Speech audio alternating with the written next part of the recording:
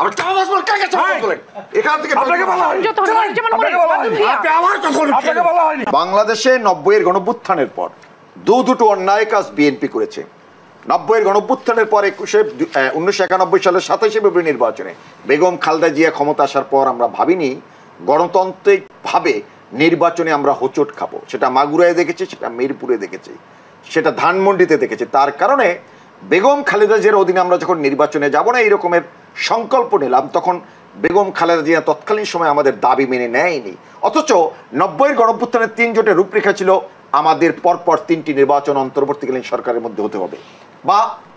নিরপেক্ষ সরকার অধীনে হতে হবে আমরা আন্দোলন করে বেগম জিয়া 96 সালের 15 ফেব্রুয়ারি যে একতরফা নির্বাচনের কথা বলেন বাংলাদেশে সেটাও প্রথম ব্র্যান্ডিং করেছিলেন বেগম জিয়া বলেছিলেন বাংলাদেশের সমস্ত পত্রিকায় আছে কেউ যদি নির্বাচনে না আসে আমি একা নির্বাচন করব উনি একা নির্বাচন করেছিলেন বঙ্গবন্ধু কন্যা শেখ হাসিনা গোটা বাংলাদেশের মানুষকে উদ্বুদ্ধ করে 30 মার্চ পতন ঘটেছিলাম 12 জুন আমরা ক্ষমতা এসেছিলাম আর 2006 সালে আপনারা তথাকথিত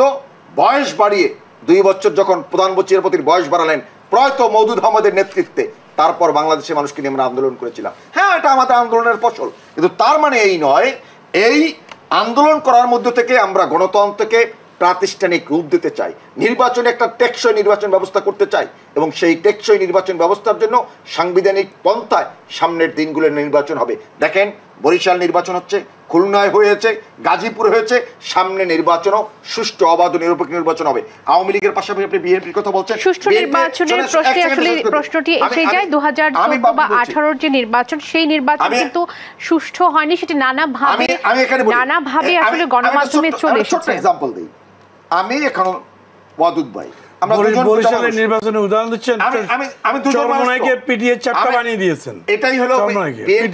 বিএনপির সর্বশেষ অবস্থা দুর্ভাগ্য জনক কি জানেন এখন চরমনাইকে পিটিএ চ্যাপ্টার বানিয়েছেন ওই যে বাংলাদেশের মানুষ চাপা মারেন না সব জায়গায় চাপা মারেন টকশোদাই চাপা মারেন এই চাপা এই শব্দটা আমরা একটু চাপা মারার অভ্যাস আছে ভাই এই চাপা মারার সাথে আমি পরিচিত না আপনি পরিচিত আপনারা পরিচিত আমি তথ্যভিত্তিক কথা বলি মিস্টার ওয়াদুদ তথ্যভিত্তিক কথা বলি 51% ভোট হয়েছে বিএনপি কোথাও কোনো রিগিং হয় না রিগিং বাংলাদেশে কথা বলেন কিসের গলা আপনি যদি চাপাবাজ বলবেন কেন আপনি চাপাবাজ করবেন কেন চাপাবাজ আপনারা যে দল করেন সেই দলের আপনারা চাপাবাজ আপনারা চাপাবাজি করেন এই শব্দগুলো টকশো আমরা প্রসঙ্গে ফিরে আসতে চাই এই রকম কথা বলবেন না আমি রাজনৈতিক কর্মী চাপাবাজ শব্দ আরে রাখেন আপনারা আমিও রাজনৈতিক তাহলে আপনি চাপাবাজ বলবেন আপনি বলতেছেন কেন আপনাকে বলা হয় জানেন আপনি আপনাকে বলা হয় কেন আপনি বলছেন আরে আপনাকে বলা হয় আমরা ব্যক্তিগত আক্রমণে না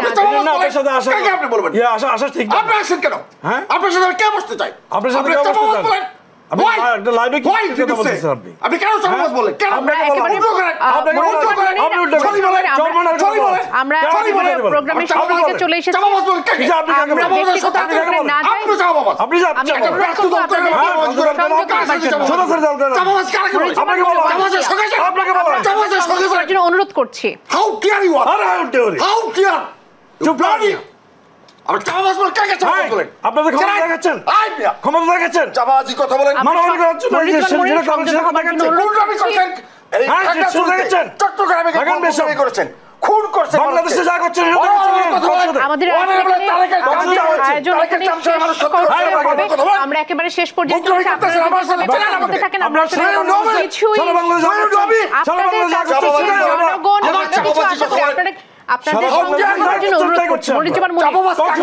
আপনি আপনার আসন গ্রহণ করুন আপনাকে অনুরোধ করছি সরকার যা করছে আমাদের শেষ করে দিতে হচ্ছে এই বিষয়টি নিয়ে আবারও কথা বলেন মানে আপনাকে বলা হয় আপনাকে বলা হয় কার সাথে গুন্ডামি করেন আপনাকে বলা হয় এখান থেকে আপনাকে বলা হয়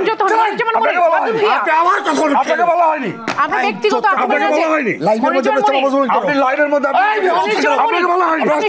আপনাকে বলা হয়নি তোর মত করি বলা আছে শুনেন একদম